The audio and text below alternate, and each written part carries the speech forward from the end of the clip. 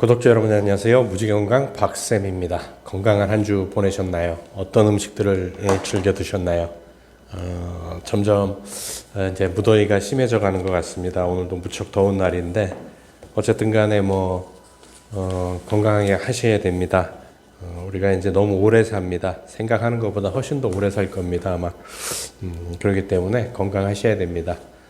특히 이제 더더욱 나이 먹어서도 할 일이 있다는 게 가장 중요한 시기가 될지도 모르겠습니다. 어쨌든 간 일을 하고 먹고 살려면 건강뿐이 없습니다. 70이 되든 80이 되든 걸어 다닐 수 있어야 된다라고 90이 돼도 걸어 다닐 수 있어야 되고요. 100살이 돼도 걸어 다닐 수 있어야 됩니다. 그러려면 일단 면역력이 튼튼해야 되고요. 그래서 지난주에 이어서 이제 아보도오르 박사의 성실함을 버리면 병 안 걸린다 그래가지고 66페이지에 림프구의 역할과 종류와 역할 이런 게 있습니다. 이제 과립구에는 이제 그냥 이건 굳이 다 알으셔도 됩니다. 그냥 그런 게 있나 보다 하시면 되고요. 과립구에는 호상구와 호중구, 호염기구가 있는데 이 중 호중구가 80% 이상을 차지하고 있다. 과립구라고 하는 것은 내 몸에 뭐가 침입을 하면 세균이나 침입하면 막 닥치는 대로 잡아먹는 애를 얘기를 하는 겁니다. 그 다음에 이제 림프구에는 T세포, B세포, NK세포 등이 있다. 같은 림프구라도 두 가지 계통이 존재하는데 NKT 전구세포에서 만들어지는 T세포, NK세포 계통과 B 전구세포에서 만들어지는 B세포 계통이다. 이렇게 하고 두 가지 정도로 나뉜다는 거고요. T세포는 역할에 따라 보조, 헬퍼 T세포, 킬러 T세포, 억제 T세포 이렇게 나뉜다는 거죠. 그래서 이제 헬퍼 T세포가 이제 사령관 역할을 합니다. 그래서 헬퍼 T세포는 림프구의 사령탑으로 대식세포로부터 항원의 정보를 전달받아 B세포에 항체를 만들도록 지시하거나 항체 만드는 것을 돕는다. 그리고 대식세포와 함께 사이토카인을 분비해서 살해 T세포나 NK세포를 활성화시킨다. 결국은 대식세포가 알려주면 이제 이 T세포가 모든 명령을 내리는 거죠. 그래서 굉장히 T세포가 중요합니다. 또 살해 T세포는 이물질을 직접 공격하는 역할을 한다. 이물질을 확인하는 T세포 수용체가 있어 표적이 되는 이물질이 항원인지 아닌지를 판별한다. 또한 살해 T세포는 B세포가 효과가 없을 때 힘을 발휘하기도 한다. 억제 T세포는 다른 림프구가 지나치게 공격하지 않도록 억제하거나 면역 반응을 종료시키는 역할을 한다. 그러니까 억제 T세포가 뭐냐면 과민 반응이 일어나지 않도록 자제시켜주는 겁니다. 면역 관용에 관련되는 T세포인데 요즘은 이렇게 자가면역신이 많이 일어나는 일들이 이 억제 T세포가 제 역할을 못한다라는 것도 하나의 이제 이론적인 얘기가 있습니다. 그래서 이제 69페이지에 보게 되면 이렇게 알아보기 쉽게 또 한 페이지로 다 정리를 해두셨어요. 아보도오르 박사께서. 그래서 면역에 관심이 있는 분들은 이 책을 구입해서 읽어보시는 것도 괜찮은 것 같습니다. 그래서 이제 쭉 하고요. 75페이지에도 여러 가지 얘기가 나오는데 이제 79페이지에 이런 얘기가 있어요. 30세 이후는 오래된 면역 시스템이 건강의 열쇠다. 이런 얘기가 있습니다. 그러니까 결국은 이제 오래된 세포가 대식세포가 최고라는 거죠.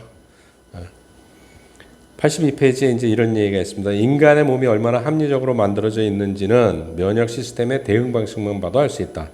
젊고 활동이 왕성할 때는 외래 항원을 처리하는 새로운 면역 시스템이 효율적으로 대응하지만 나이를 먹어가면 이상 자기세포를 제거하는 오래된 면역 시스템이 활성화된다. 예를 들어 30세 전후부터 흉선은 자연스럽게 퇴행해서 크기가 줄어들고 흉선에서 만들어지는 T세포나 골수에서 만들어지는 B세포가 감소해 면역 억제가 일어난다. 그 대신 NK세포나 흉선 외부나 T세포는 활성화된다. 그러니까 나이 먹을수록 오래된 세포들이 도움이 된다는 거죠. 그래서 83페이지에도 대식세포는 최고의 면역력 해가지고 암세포가 계속 성장하려면 면역력이 약해져 과립구를 포함한 백혈구 전체 수가 줄어든다. 건강한 사람의 백혈구는 약 6,000개 전후지만 암 환자는 4,000개도 되지 않으며 암이 진행될수록 백혈구의 수는 점점 감소한다라고 되어 있습니다. 그래서 또 이렇게 한 페이지로 해서 자세히 설명을 해 놓으셨어요. 근데 그냥 들으시는 분들은 그냥 이렇게 그냥 가볍게 들으시면 되고요. 그래서 2장이 끝나고 이제 3장 병은 마음에서 비롯된다. 개념에는 의학적 근거가 있다라는 이제 제목을 가지고 시작이 됩니다. 많은 사람들이 그러죠. 사실은 뭐 건강한 신체가 건강한 정신이 깃든다고 하는데, 저는 상호 보완적이라고 생각을 합니다. 마음도 굉장히 중요한 거거든요. 나는 계속 아플 거야 생각을 하고 병이 들 거야라는 생각을 계속 하게 되면 몸은 병을 만들어 냅니다. 왜? 내가 기대하는 거를 이루어주기 때문에 그렇습니다. 그래서 93페이지에 몸과 마음은 자율신경과 밀접하게 연결되어 있다라고 되어 있습니다. 그래서 이제 이 제목을 가지고 시작이 되는데, 우리가 건강하게 생활할 수 있는 것은 자율신경이 적절하게 작용하고 있기 때문이다. 자율신경이 제대로 작용하지 않으면 생활도 건강도 무너진다. 자율신경이라고 하는 것은 교감신경과 부교감신경, 우리 몸의 균형을 잡아주는 항상성을 유지하는 기능이거든요. 이게 적절히 유지돼야 된다는 거죠. 걱정이나 고민 같은 스트레스가 있으면 자율신경에 문제가 생긴다. 걱정이나 고민이 많다라는 것은 스트레스 상황이라는 얘기예요. 그리고 교감신경이 위로 올라가고 과립구가 늘어납니다. 과립구가 늘어난다는 얘기는 몸에 활성산소가 늘어난다는 얘기인 거고요. 걱정거리가 있으면 입맛이 없고 잠이 오지 않는 것은 마음 상태가 자율신경을 좌우해 몸에 큰 영향을 주기 때문이다. 반대로 다치거나 병에 걸리면 기분이 우울해진다. 몸의 상태가 마음에도 영향을 미치는 것이다. 몸의 상태가 마음에도 영향을 미치면 마음도 몸의 상태에 영향을 미칩니다. 이처럼 자율신경은 우리의 몸과 마음을 이어준다. 그리고 그 열쇠를 쥐고 있는 것이 면역 시스템에서 중요한 역할을 하고 있는 백혈구다. 그래서 사실은 면역에서 백혈구가 되게 중요한 거죠. 그래서 이제 98페이지에 보게 되면 나이가 들면 쉽게 병에 걸린다라는 제목을 가지고 돼 있는데, 이게 왜 그러냐면 나이가 들면 교감신경이 더 활발하게 작용한다는 사실이다. 사춘기까지는 과립구와 림프구의 비율이 거의 같지만 성인이 된 후에는 교감신경이 점점 활발해져 과립구의 비율이 높아진다. 나이가 들면 병에 잘 걸리는 것은 이 때문이기도 하다. 대신 이제 사소한 병은 잘 걸리는데 암이나 이런 것들은 사실은 나이 많이 먹게 되면 발생하는 게 늦어집니다. 그래서 너무 걱정 안 하셔도 되고요. 100페이지에는 이제 활성산소를 흡착하는 건강보조식품의 문제. 근데 이제 이게 오래전에 나온 책이라 이제 건강보조식품이라고 나오는데, 지금도 사실 식품에는 두 가지 종류가 있습니다. 건강기능식품이 있고 건강보조식품이 있습니다. 건강기능식품은 그 어떤 특별한 역할을 해내는 것은 기능이라고 하는 거고요. 그냥 내가 식생활에서 부족하니까 그냥 보조해서 먹어야 되겠다는 건 보조식품인 거죠. 그래서 그런 부분에 있어서는 명확한 구분을 하실 줄 아셔야 됩니다. 근데 이제 이런 얘기들, 건강보조식품이나 이런 게 이제 좀 불필요하다라는 건 전부 실험실에서 나온 얘기들이거든요. 그러면 이제 한 가지 특별한 성분을 가지고, 특히 이제 베타카로틴 같은 게 대표적인 예인데, 베타카로틴이 뭐 폐 건강에 되게 좋다라고 했는데, 실질적으로 베타카로틴을 넣어보니까, 몸에 투입을 해보니까, 쥐에 투입을 해보니까 폐암에 걸릴 확률이 훨씬 더 높아진다는 거죠. 근데 그래서 우리나라에서 10년 전인가 그 대대롭게 이게 연구 논문에도 발표가 됐었어요. 그래서 근데 이제 되게 재밌는 게, 우리가 예를 들어 당근을 먹는다든지 뭐 했을 때 거기서 베타카로틴만 섭취하는 건 아니거든요. 카로틴 종류를 다 함께 섭취하기 때문에, 그래서 그 논문의 맨 끝에 줄에 이제 이런 문구가 있었거든요. 뭐냐면, 자연에서 난 식품은 괜찮다라고 얘기를 했어요. 그러니까 예를 들어서 뭐 농축 제품이라든지 이런 건 괜찮다라고 논문에 돼 있는데, 우리나라 기자들은 그런 걸 얘기를 안 했죠. 그래서 이제 베타카로틴이 폐암을 발생시킨다라는 자극적인 문구를 써가지고 굉장히 많은 사람들이 먹던 건강기능식품을 폐기 처분한 경우가 되게 많았었죠. 여기 102페이지에도 지용성 비타민 E나 비타민 A 등이 들어있는 건강보조식품을 지나치게 복용하면 오히려 나쁜 결과를 불러온다. 예를 들어 청춘 호르몬으로 불리는 비타민 E를 배출량보다 많이 섭취하면 활성산소를 흡착한 비타민 E가 몸속에 남아 산화물이 되므로 오히려 노화를 촉진할 수 있다. 그냥 비타민 E 하나만 섭취했을 때 얘기인 거예요. 그러니까 그런 건 너무 고민 안 하셔도 되는 거고요. 또 이제 104페이지에 보게 되면 병에 잘 걸리는 사람, 잘 안 걸리는 사람, 그래갖고 이제 스트레스가 병을 일으키는 과학적 근거 해가지고 이제 이 얘기가 나오는데, 결국은 이제 우리가 이제 호르몬에는 계통이 있거든요. 크게 세 가지 계통으로 있는데 이제 스트레스 상황 같은 경우는 이제 우리가 생존을 하기 위해서 시상하부에서 뇌하수체로, 뇌하수체에서 부신으로 연결되는 축이 있습니다. 그게 하나의 축인데 스트레스 축인데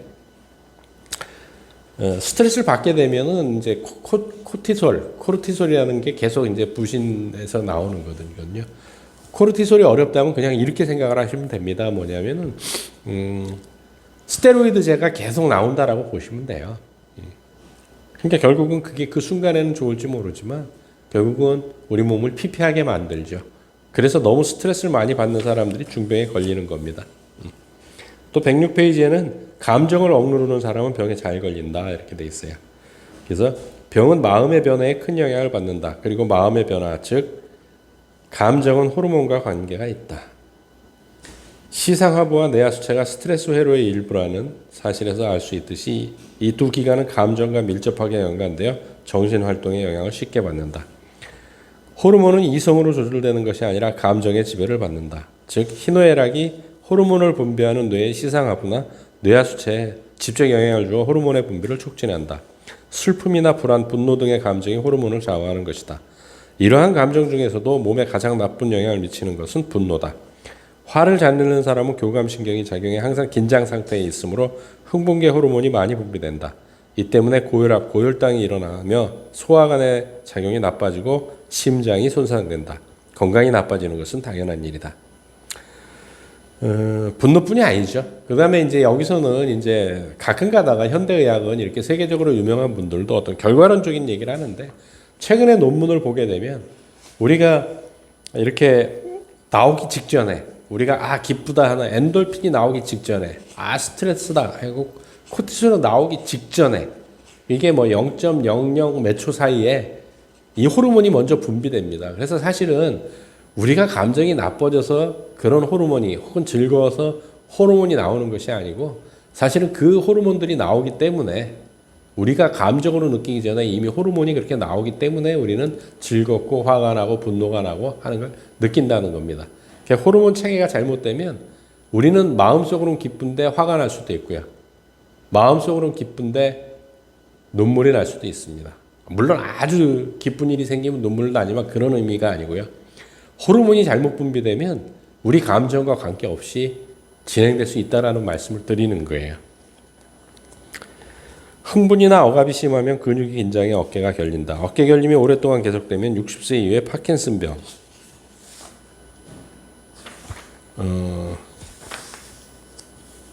에 걸릴 위험이 높다. 파킨슨병은 잘 아시죠? 뭐 대부분 그 무하마드 알리가 걸렸던 병이기 때문에.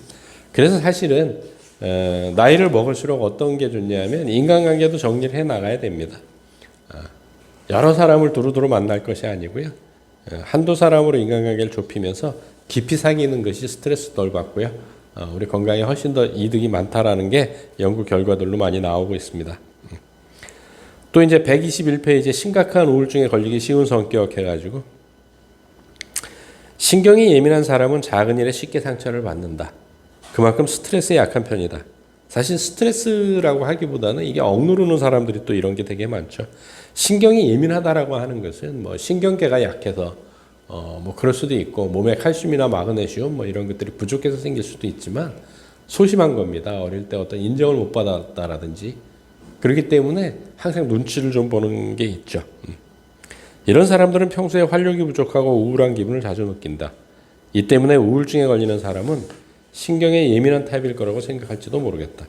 물론 얌전하고 신경이 예민한 사람은 항상 자신의 감정을 억누르다가 나중에는 우울증에 빠지기도 한다. 그러나 이런 타입은 원래 활기에 넘치는 경우는 거의 없고 우울한 상태가 보통이므로 우울증에 걸려도 크게 심각하지 않는 경우가 많다. 심각한 우울증에 걸리는 사람은 의외로 평소에는 자신감 과잉에 조증과 우울증의 기복이 심한 경우다. 조울증이 있다는 얘기죠. 이런 사람들이 이제 우울증에 많이 걸린다는 거고요. 123페이지에 사람의 장점이나 단점을 파악할 때는 사람의 성격과 기질에 대한 이해가 뒷받침되어야 한다. 밝고 낙천적인 사람이 원래 스트레스에 둔감한 편이므로 사소한 일에 끙끙대지 않고 세상을 쉽게 살아가는 것 같다. 그러나 이러한 낙천성이 둔감함이나 경솔함으로 이어지면 예기치 못한 실패나 함정에 빠질 수 있다. 네. 그 다음에 이제 125페이지에 웃어라 병이 멀어진다라는 제목을 갖고 있는데, 뭐 어쨌든 간에 뭐 웃는 게 좋죠. 사실은 일로라고 했으니까. 이래서 3장이 끝나고요. 이제 4장이 시작됩니다. 그래서 몸의 소리를 듣는 힘에 갖고 4장이 시작되는데, 감성을 잃어버리면 병에 걸린다. 131페이지 이제 감성을 잃어버리면 병에 걸린다고 합니다. 현대인이 병에 걸리는 것은 지식 만능, 과학 만능이라는 독에 물들어 자신의 몸과 마음에 대한 감성을 잃어버린 결과라고 생각한다. 단순히 뭐 이렇게 뭐 단순하게 표현하신 건 아니지만 이제 뭐 저도 이제 그런 생각들을 되게 많이 하거든요. 현대인들은 되게 뭐라고 얘기해야 되나? 조금만 아파도 병원 가서 그냥 약 먹고 해결하지라는 생각을 갖고 있어요. 그러니까 어떻게 보면 자기 몸에 대해서 너무 무책임한 게 현대인이 아닌가라는 생각을 해봅니다. 약을 너무 만능으로 하시거든요. 되게 슬픈 얘기예요, 사실은. 약보다는 약을 먹지 말라는 의미가 아니고요. 약에 의존하는 것보다는 내 몸이 얘기하는 것을 듣고 내가 무엇이 잘못됐는지를 파악해 보시는 것이 훨씬 더 건강하게 오래 살 수 있는 방법이 아닐까라는 생각을 해봅니다. 갑작스러운 사고나 유행병 같은 것은 막을 방법이 없다. 하지만 현대인이 많이 걸리는 암이나 고혈압, 당뇨 등의 생활습관병은 몸의 소리를 듣지 않고 자신의 몸을 마구 혹사한 결과다. 몸의 소리에 둔감해져 있기 때문에 병에 걸리는 것이다. 많은 사람들이 과로에만 그치지 않고 자기 몸을 혹사하는 생활까지 하고 있는 것은 문제다. 몸의 가장 나쁜 생활 습관이 밤늦게까지 깨어 있는 것이다. 현대인의 모든 병은 여기에서 비롯됐다고 해도 지나치지 않다. 늦게까지 일하고 집에 돌아와서는 컴퓨터로 인터넷을 하거나 게임을 하면서 스트레스를 해소하려는 사람이 많은데 그 결과는 질병이라는 것을 잊지 말아야 한다. 최근에 고환암에 걸린 20대 남성들의 상담이 많아졌는데 이들 대부분 편의점이나 심야 영업을 하는 식당에서 철야로 아르바이트를 하며 밤낮이 완전히 뒤바뀐 생활을 하고 있었다. 다시 말하지만 현대인에게 가장 위험한 생활 습관은 밤늦게까지 깨어 있는 것이다. 게다가 컴퓨터나 게임을 하느라 그런 것이라면 병에 걸릴 위험은 더더욱 커진다. 이러한 생활을 계속하고 있다는 사실 자체가 인간 본연의 감성을 잃어버리고 있다는 증거다. 뭐 저부터도 사실 그렇습니다. 뭐 현대인들이 먹고 살기 바쁘다 보니까 뭐 예전처럼 뭐 해 떨어지면 농사 짓던 시절이나 뭐 수렵 채집을 하던 시대처럼 해 떨어지면 뭐 동굴에 들어가서 잠을 자거나 할 수 있는 상황은 아니거든요. 그렇게 하면 진짜 부모한테 물려받은 게 많아서 먹고 사는데 문제가 없다면 모를까 그렇게 살기는 굉장히 힘들 겁니다, 사실은.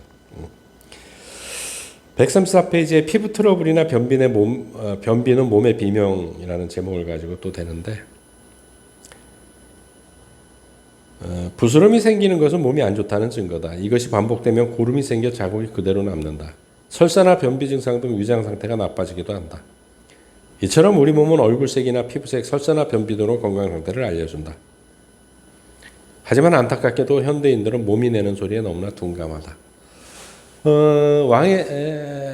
저기 그 영화 있었지 않습니까?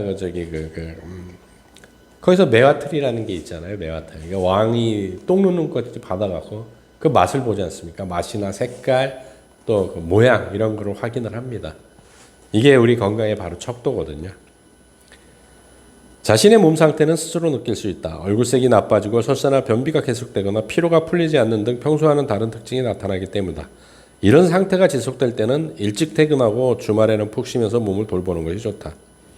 물론 일벌레에게는 이것도 쉬운 일이 아니다. 항상 자신보다는 주변의 상황에 맞춰 무리를 하게 되기 때문이다. 피로나 스트레스를 특별히 느끼지 않는데도 몸에 이상이 나타난다는 것은 문제가 있다는 말이다. 몸의 이상은 우리가 들어주기를 바라며 몸이 내지르는 비명이다. 지금 우리에게 필요한 것은 몸이 내는 소리에 귀를 기울일 줄 아는 민감한 감성이다. 이게 정말 중요한 얘기들이거든요. 그러지 않으면 이제 앞으로 점점 더 병들은 많아질 거거든요. 왜냐하면 지금 되게 슬픈 것들이 뭐냐면 동해안에서 참치가 잡히고 있습니다. 원래는 참치는 저 남태평양 가서 잡아야 되는데 수온이 올라가서 이제 동해안에서도 참치가 나오긴 한답니다. 잡히긴 한답니다. 이 얘기는 뭐냐면 전체적으로 온난화가 진행된다는 얘기고, 그러면 이제 시베리아 동토나 이런데 빙하에 의해서 갇혀있던 우리가 한 번도 지금 인류 역사에서 한 번도 겪어보지 않았던 미생물들이 깨어날 수 있는 겁니다. 어쩌면 21세기에 20세기에 돌았던 흑사병처럼 어떤 대책 없는 질병이 또 생길지도 모릅니다. 그럴 때 우리 몸을 지켜줄 수 있는 것은 내 면역력 하나뿐이 없습니다. 저는 개인적으로 그렇게 생각을 합니다. 또 한 주 면역력 강화되는 생활과 식습관으로 건강한 한 주를 보냈으면 좋겠습니다. 다음 주에 뵙도록 하겠습니다.